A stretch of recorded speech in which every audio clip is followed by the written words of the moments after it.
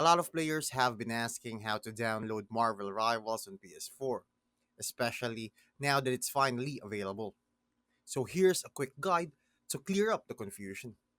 So Marvel Rivals officially launched on PlayStation 4 with the Season 4 update, which means you no longer need any workarounds or beta links.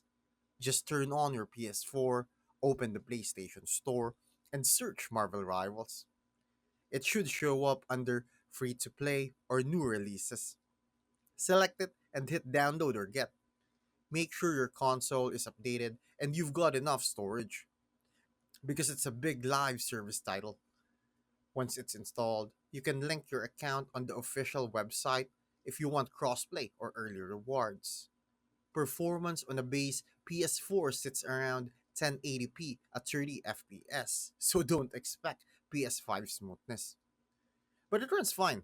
After that, launch the game, get through the setup, and you're in.